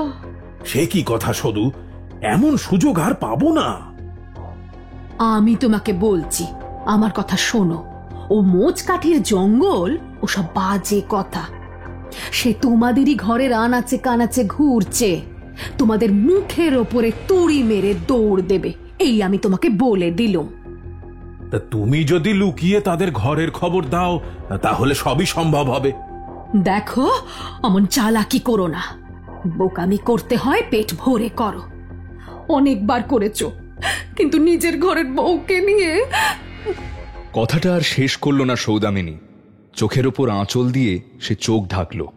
আহাব সদুব, আমি দেখছি যে এই একটা বিষয়ে তোমার ঠাট্টাটুকুও সয় না। তা সত্যি, পুলিশের ঠাট্টাতেও যে গায়ে দাঁত বসে। এখন কিছু খেয়ে নেবে? এখন কিছু খেয়ে নেবে কিনা বলো? হ্যাঁ, তা নেব নেব, সময় আছে। সব একেবারে পাকাপাকি ঠিকঠাক হয়ে গেছে। দেখো, আমি সত্যি কথাই বলবো, তোমরা যা কানাকানি করো তা যদি জানতে পারতুম, তাহলে ওদের কাছে ফাঁস করে দেওয়া কর্তব্য মনে করতুম। সর্বনাশ! কিছু শুনেছ নাকি তুমি? তোমাদের সংসারে চোখ কান খুলে রাখতেই হয়। কিছু কানে যায় বই কি? কানে যায়? আর তারপরে আর তারপরে চণ্ডীদাস বলেছেন, কানের ভেতর দিয়া মরমে পশিল গো, আকুল করিয়া দিল প্রাণ। এই তোমার এই ঠাট্টাতেই তুমি জিতে যাও শুধু। কোনটা যে তোমার আসল কথা ধরাই যায় না। তা বুঝবার বুদ্ধি যদি থাকতো তবে এই পুলিশ ইন্সপেক্টরের কাজ তুমি করতে না। এর চেয়ে বড় কাজেই সরকার বাহাদুর তোমাকে লাগিয়ে দিতেন বিশ্বহিতৈষীর পদে, বক্তৃতা দিতে দিতে দেশে বিদেশে জাল ফেলতে। সর্বনাশ! তাহলে সেই যে মেয়েটির গুজব শোনা যাচ্ছে, সে দেখি আমার আপন ঘরেরই ভিতরকার।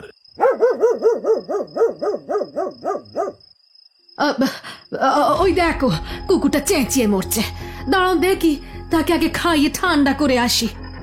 ইন্সপেক্টর বাবু মহা খাপ্পা হয়ে বললেন, না না, তুমি না, আমি যাচ্ছি। এক্ষুনি গিয়ে ওর পেটে আমার পিস্তলের কটা গুলি ভরে দিয়ে আসছি। সদু তার স্বামীর কাপড় ধরে টেনে বললে, না, কখনো তুমি যেতে পারবে না। কেন? তুমি সামনে গিয়ে দাঁড়ালেই ও একেবারে টুটি ক্যাক করে চেপে ধরবে। ও বড় বদমাইশ কুকুর, ও কেবল আমাকেই চেনে। ও তাই বুঝি?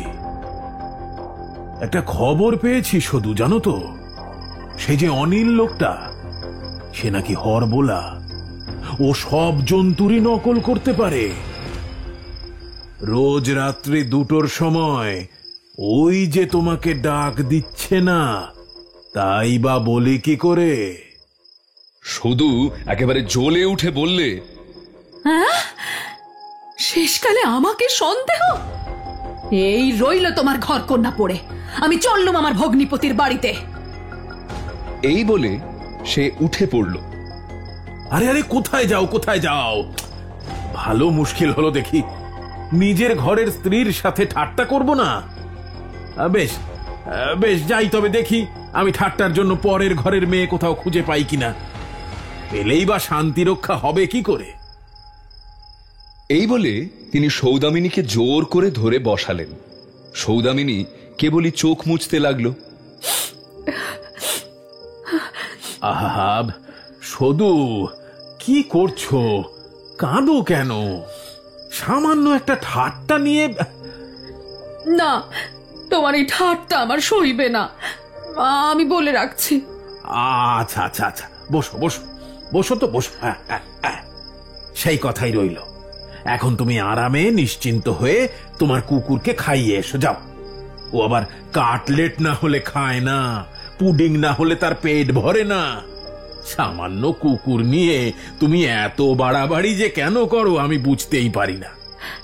তোমরা পুরুষ মানুষ বুঝবে না।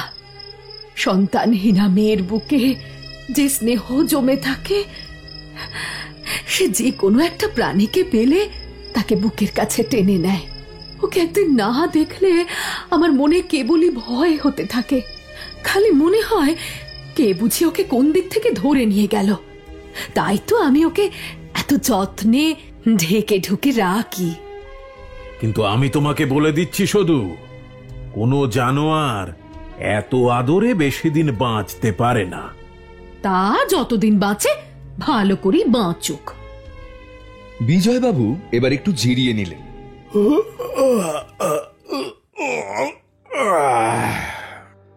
এরই মধ্যে পুলিশের দলবল এসে জুটল। সবাই মিলে চলল আলাদা আলাদা রাস্তা ধরে মোচকাঠির জঙ্গলের দিকে। বহু দূরের পথ, প্রায় রাত পুইয়ে গেল যেতে আসতে। পরের দিন বেলা 7টার সময় মুখ শুকিয়ে ইন্সপেক্টর বাড়িতে এসে কেদারাটার ওপরে ধপাস করে বসে পড়ে বললেন, শুধু বড় ফাঁকি দিয়েছে। তোমার কথাই সত্যি। পুলিশের লোক ঘেরাও করলে বন, সে বনে জনমানব নেই। হই হই লাগিয়ে দিলে, চিৎকার করে বলতে লাগলে, কোথায় আছো? বের হও। এই বেরিয়ে এসো, কোথায় আছো? নইলে আমরা গুলি চালাবো। বেরিয়ে এসো, কোথায় আছো? বেরিয়ে এসো তাড়াতাড়ি। অনেকগুলো ফাঁকা গুলিও চলল, কিন্তু কোনো সাড়া নেই। পুলিশের লোক খুব সাবধানে বনের মধ্যে ঢুকে তল্লাশি চালালো। তখন ভোর হয়ে এসেছে, এমন সময় চিৎকার উঠলো, ধর ধর ধর ধর ওকে। ওই বদমাইশকে একবার হাতের কাছে পেলে। আর তাকে পাওয়া, নিতাইয়ের আর টিকিটিও দেখা যায় না। তবে জানো, একখানা চিঠি পাওয়া গেল, তাতে কেবল লেখা, আসামি নিরাপদ, দিদিকে আমার প্রণাম জানাবেন, অনিল। দেখো দেখি কি কাণ্ড, এর মধ্যে আবার তোমার নাম জড়ানো কেন? শেষকালে আবার কি? পুলিশের ঘরের গিন্নি কি আসামির ঘরের দিদি হতেই পারে না? সংসারের সব সম্বন্ধই কি সরকারি খামের ছাপ মারা? আমি আর কিছু বলবো না, এখন তুমি একটু শোও, একটু ঘুমো।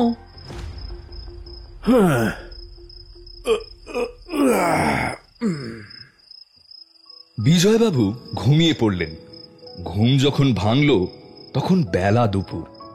স্নান সেরে দুপুরের খাওয়া দাওয়ার পর বিজয়বাবু বসে বসে পান চিবোতে চিবোতে বললেন, লোকটার চালাকির কথা আর কি বলবো তোমাকে। ও দলবল নিয়ে চারদিকে প্রোপাগান্ডা ছড়িয়ে বেড়াচ্ছে যে ও ভোর রাত্রিরে কুম্ভক যোগ করে শূন্যে আসন করে। এটা নাকি অনেকে আবার সচক্ষে দেখেওছে। বলো কি? তার বলছি কি, গ্রামের লোককে সে বিশ্বাস করিয়েছে ও একজন সিদ্ধ পুরুষ, বাবা ভোলানাথের বর প্রাপ্ত। মা, জয় বাবা ভোলানাথ। ওর গায়ে হাত দেবে হিন্দুর ঘরে আজ এমন লোক নেই। তারা আপন ঘরের দাওয়ায় ওর জন্য খাবার রেখে দেয়, রীতিমতো নৈবেদ্য। সকালবেলা উঠে দেখে তার কোনো চিহ্নই নেই। হিন্দু পাহারাওয়ালারা ওর কাছে ঘেঁষতেই চায় না। একজন দারোগা সাহস করে ওই হিজলাকান্দির দাঙ্গার পরে ওকে গ্রেপ্তার করেছিল। সপ্তাহখানেকের মধ্যেই তার স্ত্রী বসন্ত হয়ে মারা গেল। এরপরে আর প্রমাণের কোনো অভাব রইল না। জয় শিব শম্ভু, জয় শিব শম্ভু।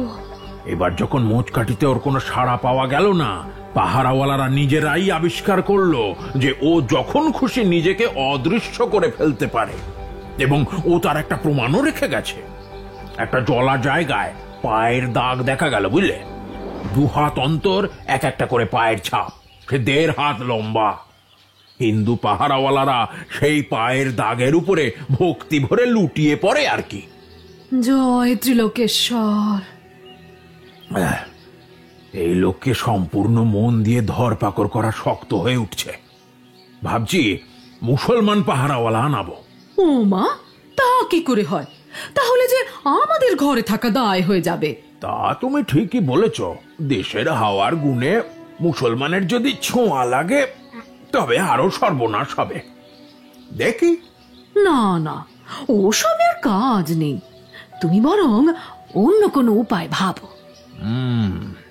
দেখো, খবরের কাগজওয়ালারা মোচকাটিতে সংবাদদাতা পাঠালো।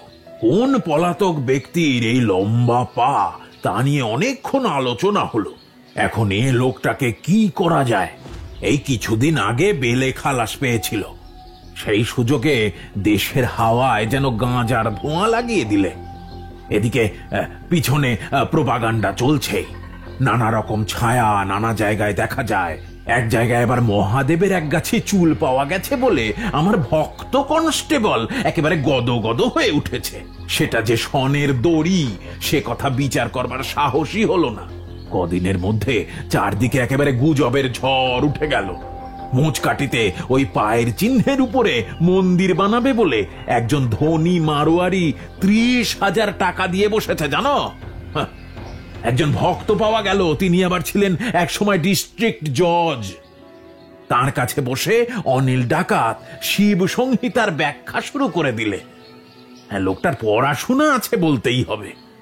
এমন করে ভক্তি ছড়িয়ে যেতে লাগলো যে এবারকার বেলের মেয়াদ শেষ হয়ে গেলে পর ওর নামে সাক্ষী জোগাড় করা অসম্ভব হয়ে পড়বে। অনিল ডাকাতকে নিয়ে আমার এক মস্ত সমস্যা বাঁধলো। সে সমস্যা তো বাঁধবেই, সরকার বাহাদুরের পুলিশ ইন্সপেক্টরের কাজ বলে কথা। শুধু তুমি জানো বোধ হয়, এদিকে আর এক গোল বেঁধেছে। আমার মামা তো ভাই গিরিশ, সে হাতিবাঁধা পরগনায় পুলিশের দারোগাগিরি করে। একজন কুলীন ব্রাহ্মণের ছেলের হাতে হাত কড়ি লাগিয়েছিল। সেই অবধি গ্রামের লোকেরা তাকে জাতে ঠেলবার মন্ত্রণা করেছে। এদিকে তার মেয়ের বিয়ের বয়স পেরিয়ে যায়, যে পাত্রই জোটে তাকে ভাঙিয়ে দেয় গ্রামের লোক। পাত্র যদি জোটে তবে পুরুত জোটে না। দূর গাঁ থেকে পুরুতের সন্ধান পেল, কিন্তু হঠাৎ দেখা গেল সে কখন দৌড় দিয়ে পালিয়ে গেছে। তবে এবারে একটা কিনারা পাওয়া গেছে। বৃন্দাবন থেকে এক বাবাজি হঠাৎ আমার হেড কনস্টেবলের বাড়িতে এসে জুটল। সৎ ব্রাহ্মণ, খাইয়ে দাইয়ে আমরা সবাই মিলে তাকে খুশি করাচ্ছি। তাকে রাজি করানো গেছে। এখন গ্রামের লোকের হাত থেকে তাকে বাঁচিয়ে রাখতে হবে। শুধু তুমিও এই কাজে একটু সাহায্য করো। ও মা, করবো না তো কি, ও তো আমার কর্তব্য। আহা, তোমাদের গিরিশের মেয়ে আমাদের মিনু, সে তো কোনো অপরাধ করেনি, তার বিয়ে তো হওয়াই উচিত। আনো তোমার বৃন্দাবনবাসীকে, আমি জানি ওই সব স্বামীজিদের কি করে আদর যত্ন করতে হয়। এরপর একদিন সেই বৃন্দাবনবাসী এসে উপস্থিত হলেন। বুকে লুটিয়ে পড়েছে সাদা দাড়ি, একেবারে নারদ মুনির মতো বেশভূষা। শুধু ভক্তিতে গদগদ হয়ে পায়ের কাছে লুটিয়ে পড়ল। আমার প্রণাম নিও ঠাকুর, আমার প্রণাম নিও, আমার স্বামীর মঙ্গল করো। জয় জয় বাবা ঠাকুরের জয়। কল্যাণ হোক রে মা। পাড়ার লোক তার প্রণামের ঘটা দেখে হেসে বাঁচে না। এক প্রবীণা প্রতিবেশিনী মুচকি হেসে বললেন, সাধু সন্ন্যাসীদের প্রতি তোমার এত ভক্তি হঠাৎ জেগে উঠলো কি করে? শুধু হেসে বললে, দরকার পড়লেই ভক্তি উতলে ওঠে। বাবা ঠাকুরের পায়ের ধুলো নিলে বলে যান, মিনুর বিয়ে না হওয়া পর্যন্ত আমার ভক্তিটাকে টিকিয়ে রাখতে হবে। বিয়ের দিন ঘন ঘন শাঁখ বেজে উঠতে লাগলো। উলুর সঙ্গে বর আসার শব্দ এলো চারদিক থেকে। কোনেকে একটা চেলি জড়ানো পুটুলির মতো করে এ ওর দল নিয়ে এলো ছাদনা তলায়। নির্বিঘ্নে কাজ সম্পূর্ণ হলো। বর কোণে বাবাজিকে প্রণাম করে ঘরের ভিতরে যাবার জন্য উঠে দাঁড়ালো। তখন বাবাজি আশীর্বাদ শেষ করে বিজয় বাবুকে আর সভার সবাইকে বললেন, মশাই, আমার খবরটা এবারে দিয়ে যাই। পুরুতের কাজ আমার পেশা নয়, আমার যা পেশা সে আপনার সমস্ত দারোগা কনস্টেবলদের ভালো করেই জানা আছে। এখন আপনাদের পুরুতের দক্ষিণা দেওয়ার সময় এসেছে, সে পর্যন্ত আমার আর সবুর সইবে না। অতএব আপনারা বিদায় করবার আগেই আমি বিদায় নিলাম। এই বলে সন্ন্যাসী সকলের সামনে দাড়ি গোপ টেনে খুলে ফেলে 3 লাফে চণ্ডীমণ্ডপের পাঁচিল ডিঙিয়ে উধাও। সভার লোকেরা হাঁ করে চেয়ে রইল। বিজয়বাবুর মুখেও কথা নেই। বিয়ের ভোজ শেষ হয়ে গেছে। পাড়াপড়শি গেছে যে যার ঘরে। বরবধূ বাসর ঘরে বসে বিশ্রাম নিচ্ছে। সদু স্বামীকে বললে, তুমি ভাবছো কি, যেমন করে হোক কাজ তো উদ্ধার হয়ে গেছে। সন্ন্যাসী উধাও হয়ে গিয়ে তোমাদেরই তো কাজ হালকা করে দিয়ে গেল। এখন বাসি বিয়ের আয়োজন করতে হবে, আর চোর ডাকাতের পেছনে সময় নষ্ট করো না। আচ্ছা, সেই মেয়েটার কোনো খোঁজ পেলে কি? দুঃখের কথা আর কি বলবো শুধু। এখন একটা মেয়ের জায়গায় রোজ আমার থানার সামনে 25টি মেয়ের আমদানি হচ্ছে ওই চাল কলা নৈবেদ্য নিয়ে। এখন কোনটা যে কে খোঁজ করা শক্ত হয়ে উঠেছে। সে কি, তোমার দরজায় এত মেয়ের আমদানি তো ভালো নয়। ওখানে তুমি কি বাবাজি সেজে বসেছো নাকি? না না, লোকটার চালাকির কথা শোনো একবার, অবাক হয়ে যাবে তুমি। একদিন হঠাৎ কিষানলাল এসে খবর দিল অফিসের সামনের রাস্তায় একটা পাথর বেরিয়েছে। তার গায়ে পাড়ার মেয়েরা এসে সিঁদুর লাগাচ্ছে, চন্দন মাখাচ্ছে। কেউ চাইতে এসেছে সন্তান, কেউ আবার স্বামী সৌভাগ্য, কেউ আবার আমারই সর্বনাশ। এই ভিড় পরিষ্কার করতে গেলেই খবরের কাগজে মহা হাউমাউ করে উঠবে যে এইবার হিন্দু ধর্ম গেল। আমার হিন্দু পাহারাওয়ালারা তো 5 শিকে করে প্রণামী দেয়। ব্যবসা খুব জমে উঠল। তাই নাকি? হ্যাঁ, আর বলছি কি, আরে টাকাগুলো কে আদায় করছে অবশেষে সেটার দিকে চোখ পড়ল। একদিন দেখা গেল না আছে পাথরটা, না আছে টাকার থালা। আর সেই পাগলা গোছের লোকটা, সেও তার সাজ বদলে কোথায় যে গা ঢাকা দিল সে সম্বন্ধে নানা অদ্ভুত গুজব শোনা যেতে লাগলো। মুশকিল এই যে হিন্দু ধর্মের পাহারাওয়ালারা হাঙ্গার স্ট্রাইকের ভয় দেখাতে থাকে। এই নিয়ে যদি শান্তি ভঙ্গ হয় তাহলে আবার সকলের কাছে আমারই জবাবদিহি করতে করতে প্রাণ বেরিয়ে যাবে। এখন কোন দিক সামলাই? আর এক উৎপাত ঘটেছে জানো তো। একদিন ছেদিলাল এসে পড়ল পুলিশের থানার দরজায়। হাউমাউ করে বললে যে ভোলানাথের এক শিংওয়ালা ভৃঙ্গি বাবা ষাঁড়ের মতো গর্জাতে গর্জাতে তাকে এসে তাড়া করেছিল। সে তো কাজ ছেড়ে দিয়ে সন্ন্যাসী হয়ে গেছে, গাছতলায় বসে বসে গাঁজা খাচ্ছে। এখন লোক পাওয়া শক্ত হয়ে উঠেছে। আর ওর সঙ্গে আমরা পেরে উঠিনে, কেননা মেয়েরা ওর সহায়। ও তাদের সবাইকে বশ করে নিয়েছে। ওর গল্প যতই শুনি আমারই তো মন টলমল করে ওঠে। এই দেখো দেখো দেখো শুধু, তুমি আবার সর্বনাশ করো না জানো। না, তোমার ভয় নেই। আমার এত সৌভাগ্য নয়। মেয়েদের চাতুরি দিয়ে ঘর কন্যা চালাতে হয়। সেটা দেশের সেবায় লাগালে ওই স্ত্রী বুদ্ধি 16 আনা কাজে লাগতে পারে। পুরুষরা বোকা, তারা আমাদের বলে সরলা, অবলা। এই নামের আড়ালেই আমরা সাধ্যিপনা করে থাকি, আর ওই খোকার বাবারা মুগ্ধ হয়ে যায়। আমরা সরলা, অবলা, কুকুরের গলায় শিকলের মতো এই খ্যাতি গলায় পড়ে থাকি। আর তোমরা আমাদের পিছন পিছন টেনে নিয়ে বেড়াও। তার চেয়ে সত্যি কথা বলো না কেন? সুযোগ পেলে তোমরাও ঠকাতে জানো, সুযোগ পেলে আমরাও ঠকাতে জানি। আমরা এত বড় বোকা নই যে শুধু ঠকবই আর ঠকাবো না। বুড়িগুলো বলে শুধু বড় লক্ষ্মী, অর্থাৎ রাঁধতে বাড়তে ঘর নিকোতে শুধুর ক্লান্তি নেই। এইটুকু বেড়ার মধ্যে আমাদের সুনাম। দেশের লোক না খেতে পেয়ে মরে যাচ্ছে, আর যারা মানুষের মতো মানুষ তাদের হাতে হাতকড়ি পড়ছে। আমরা রেঁধে বেড়ে বাসন মেজে করছি সতীসাধ্যিগিরি। আমরা অলক্ষী হয়ে যদি কাজের মতো একটা কিছু করতে পারি তাহলে আমাদের রক্ষা। এই আমি তোমাকে বলে রাখলুম। আমাদের ছদ্মবেশ ঘুঁচিয়ে দেখো তো দেখবে হয়তো আছে কোথাও কিছু কলঙ্কের চিহ্ন, কিন্তু তার সঙ্গে সঙ্গেই আছে জ্বলন্ত আগুনের দাগা। নিছক আরামের খেলার দাগ নয়। মেরেছি, কিন্তু মরেছি তার অনেক আগে। সংসারে মেয়েরা দুঃখের কারবার করতেই এসেছে। সেই দুঃখ কেবল আমি ঘর কন্যার কাজে ফুঁকে দিতে পারবো না। লোকে বলবে না সতী, বলবে না সাধ্যী, বলবে দজ্জাল মেয়ে। এই কলঙ্কের তিলক আঁকা ছাপ পড়বে তোমার সদূর কপালে। আর তুমি যদি মানুষের মতো মানুষ হও তবে তার গুমর বুঝতে পারবে। তোমার মুখে ওরকম কথা আমি ঢের শুনেছি, তারপরে দেখেছি সংসার যেমন চলে তেমনি চলছে।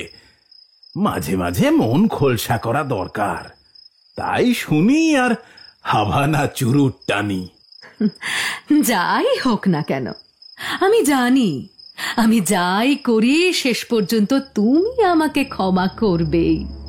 আর সেই ক্ষমাই যথার্থ পুরুষ মানুষের লক্ষণ, যেন শ্রীকৃষ্ণের বুকে ভৃগুর পায়ের চিহ্ন। তোমার সেই ক্ষমার কাছেই তো আমি হার মেনে আছি। মিথ্যা স্তব করব না। পুলিশের কাজে তোমার খবরদারির শেষ নেই, কিন্তু আমাকে তুমি চোখ বুজে বিশ্বাস করে এসেছো, যদিও সব সময় সে বিশ্বাসের যোগ্যতা আমার ছিল না। আমি এই জন্যই তোমাকে ভক্তি করি। আমার ভক্তি শাস্ত্রমতে গড়া নয়। শুধু আর কেন, পেট ভরে যা বলবার তা তো বলে গেলে। এখন তোমার ওই কুকুরটাকে খাওয়াতে যাও, ও বড্ড চেঁচাচ্ছে, আমাকে ঘুমোতে দেবে না। আমি ভাবছি এবার আমাকে ছুটির দরখাস্ত দিতে হবে। তুমি ইন্সপেক্টরি ছেড়ে দিয়ে গাছতলায় বাবাজি সেজে বসো। তোমার আয় যাবে বেড়ে, আমিও তার কিছু বকরা পাবো। এই এই এই সব ব্যাপারে তুমি যেমন নিশ্চিন্ত হয়ে থাকো, এইটাই আমার ভালো লাগে না। ও আমার স্বভাব। এই তোমার খুনি ডাকাতদের জন্য আমি চিন্তা করতে পারবো না। একা তোমার চিন্তাতেই আমার দিন চলে গেল। সমস্ত দেশের লোকের হাসিতে যোগ না দিয়ে আমি করব কি? তোমার এই পুলিশের থানায় স্বদেশীদের নিয়ে অনেক চোখের জল বয়ে গেছে। এতদিনে লোকেরা একটু হেসে বাঁচছে, এই জন্যই অনিল বাবুকে সবাই দুহাত তুলে আশীর্বাদ করছে, তুমি ছাড়া। আমি দুশ্চিন্তার ভান করব কি করে বলো দেখি? দেখো সদু, এবারে আমি তোমার শরণাপন্ন। কবে তুমি আমার শরণাপন্ন নও শুনি? এই জন্যই তো তোমাকে সবাই স্ত্রৈণ বলে। একদল পুরুষ স্ত্রীর জোরের কাছে হার না মেনে থাকতে পারে না, তারা কাপুরুষ। আর একদল আছে, তারা সত্যিকারের পুরুষ, তাই তারা স্ত্রীর কাছে নিঃসংকোচে হার মেনেই নেয়। তারা অবিশ্বাস করতে জানেই না, কেননা তারা বড়। এই দেখো না, আমার কত বড় সুবিধে, তোমাকে যখন খুশি যেমন খুশি ঠকাতে পারি। তুমি চোখ বুজে সব নাও। সদু, কি স্পষ্ট স্পষ্ট তোমার কথাগুলো গো। সে তোমারই গুণে কর্তা, তোমারই গুণে। এবারে কাজের কথাটা শুনে নাও, ও সব আলোচনা পরে হবে। এবারে একটা সরকারি কাজে তোমার সাহায্য চাই, নইলে আমার আর মান থাকে না। পুলিশের লোকেরা নিশ্চয়ই জেনেছে এই কাছাকাছি কোথাও এক জায়গায় একজন মেয়ে আছে। সেই এখানকার খবর কেমন করে পায় আর ওকে সাবধানে চালিয়ে নিয়ে বেড়ায়। সে আচ্ছা জাহাবাজ মেয়ে। ওরা বলছে সে এই পাড়ারই কোনো বিধবা মেয়ে। যেমন করে হোক তার সন্ধান নিয়ে তার সঙ্গে তোমাকে ভাব করাতে হবে। যেমন করে হোক তার সন্ধান নিয়ে তার সঙ্গে তোমাকে ভাব করতে হবে। শেষকালে আমাকেও তোমার চোরের কাজে লাগাবে? আচ্ছা, তাই হবে। মেয়েকে দিয়ে মেয়ে ধরার কাজে লাগা যাবে, নইলে তোমার মুখ রক্ষা হবে না। আমি এই ভার নিলুম, দুদিনের মধ্যে সমস্ত রহস্য ভেদ হয়ে যাবে। পরশু হলো শিবরাত্রি। খবর পেয়েছি অনিল ডাকাত সিদ্ধেশ্বরী তলার মন্দিরে জপ তপ করে রাত কাটাবে। তার মনে তো ভয় ডর কোথাও নেই। এদিক দিয়ে ও ভারী ধার্মিক কিনা। তা ওই মেয়েটা থাকবে ওর কিরকম ওই তান্ত্রিক মতের স্ত্রী হয়ে। তোমরা পুলিশের লোক আড়ালে আড়ালে থেকো, আমি ধরে দেব, কিন্তু রাত্রি 1টার আগে যেও না। তাড়াহুড়ো করলে সব ফসকে যাবে। অমাবস্যার রাত 1টা বেজেছে। পায়ের জুতো খোলা দুটো একটা লোক অন্ধকারে নিঃশব্দে এদিকে ওদিকে বেড়াচ্ছে। বিজয়বাবু মন্দিরের দরজার কাছে। একজন চুপি চুপি তাকে ইশারা করে ডাকলে এবং আস্তে আস্তে বললে, হুজুর, সেই ঠাকুরুনটি আজ মন্দিরের মধ্যে এসেছেন, তাতে সন্দেহ মাত্র নেই। তিনি বিখ্যাত কোনো যোগিনী ভৈরবী, দিনের বেলায় কারোর চোখেই পড়েন না। রাত্রি 1টার পরে শুনেছি নটরাজের সঙ্গে তার নৃত্য। একটা লোক দৈবাত দেখেছিল, সে পাগল হয়ে বেড়াচ্ছে চারিদিকে। হুজুর, আমরা মন্দিরে গিয়ে ওই ঠাকুরনের গায়ে হাত দিতে পারবো না, এমনকি চোখে দেখতেও পারবো না। এ বলে রাখছি, আমরা ব্যারাকে ফিরে যাব ঠিক করেছি। আপনি একলা যা পারেন করবেন। একে একে তারা সবাই চলে গেল। বিজয়বাবু যত বড় একেলে লোক হন না কেন, তার যে ভয় করছিল না এ কথা বলা যায় না। তার বুক ভয় কাঁপছে তখন। দরজার কাছ থেকে মেয়েলি গলায় গুনগুন আওয়াজ শোনা যাচ্ছে, ধয়ে নিত্যং মহেশং রজতগিরি নিভং চারু চন্দ্রাবতং সং। বিজয়বাবুর গায়ে কাঁটা দিয়ে উঠতে লাগলো। ভাবলেন কি করা যায়। একসময় সাহসে ভর করে দিলেন দরজায় এক ধাক্কা। ভাঙা দরজা খুলে গেল। ভিতরে একটি মাটির প্রদীপ মিটমিট করে জ্বলছে। দেখলেন শিবলিঙ্গের সামনে তার স্ত্রী জোর হাত করে বসে, আর অনিল একপাশে পাথরের মূর্তির মতো দাঁড়িয়ে। নিজের স্ত্রীকে দেখে সাহস হলো মনে। বললেন, সধু, অবশেষে তোমার এই কাজ? হ্যাঁ, আমি সেই মেয়ে যাকে তোমরা এতদিন ধরে খুঁজে বেড়াচ্ছ। নিজের পরিচয় দেব বলেই আজ এসেছি এখানে। তুমি তো জানো আমাদের দেশে দৈবাত 2-1 সত্যিকার পুরুষ দেখা দেয়। তোমাদের একমাত্র চেষ্টা এদের একেবারে নির্জীব করে দিতে। আমরা দেশের মেয়েরা যদি এই সব সুসন্তানদের আপন প্রাণ দিয়ে রক্ষা না করি, তবে আমাদের নারী ধর্মকে ঠিক। শুধু তোমার অগোচরে নানা কৌশলে এতদিন এই কাজ করে এসেছি আমি। যার কোনো হুকুম কখনো ঠেলতে পারিনি, সকলের চেয়ে কঠিন আজকের এই হুকুম, এও আমাকে মানতে হবে।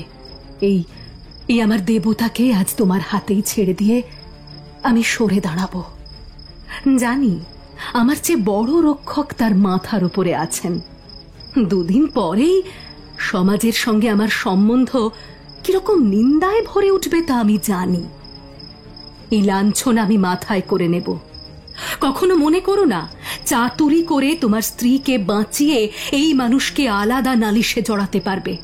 আমি চিরদিন তার পিছনে থেকে শাস্তির শেষ পালা পর্যন্ত যাব। তুমি সুখে থেকো, তোমার ভয় নেই। ইচ্ছা করলেই তুমি নতুন সঙ্গিনী পাবে। আর যা করো, আমাকে দয়া করো না। আমার চেয়ে অনেক বড় যারা, তাদের তুমি তা করনি।